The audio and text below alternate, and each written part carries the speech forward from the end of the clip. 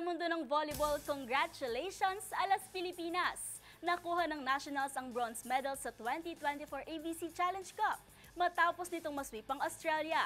Makasaysayang pagkapanalo ito para sa Alas dahil ito ang kauna-unahang podium finish ng bansa sa nasabing tournament. Ang naging laro tutukan natin sa report na ito.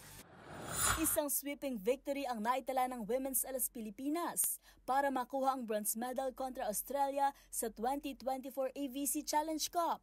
Hanggang sa huling laban ng mga ito sa nasabing tournament, pinatunayan ng Nationals ang kanilang dominasyon, delivering close 25-23 sa first set, 25-15 sa second at 25-7 sa third and last canto. Dahil dito, ito na ang kauna-unahang medalya ng Pilipinas sa isang Asian Volleyball Confederation sanctioned tournament in 63 years. Sa ikalawang pagtatagpo ng Alas at Australia matapos din itong matalo sa Pool A. Nanguna ang star rookie na si Angel Canino with 14 points, Cici Rondina with 13, habang parehong nakapagdala ng tig-10 puntos si Ea Laure at Thea Gagate. Samantala, tanda ng magandang performance na ipinakita ng Alas. Kinilala ang dalawang manlalaro nito, si Captain Gia de Guzman bilang best setter at si Canino bilang best opposite spiker. Ito na ang muling podium finish ng Pilipinas sa international tournament ng volleyball na ang huli pa ay noong taong 2019 sa Southeast Asian V-League.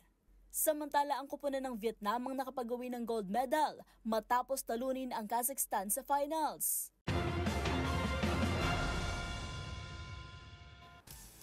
Sa aking pagbabalik, isang Pinoy na naman ang nadagdag sa listahan ng mga magre-representa ng bansa sa paparating na 2024 Paris Olympics.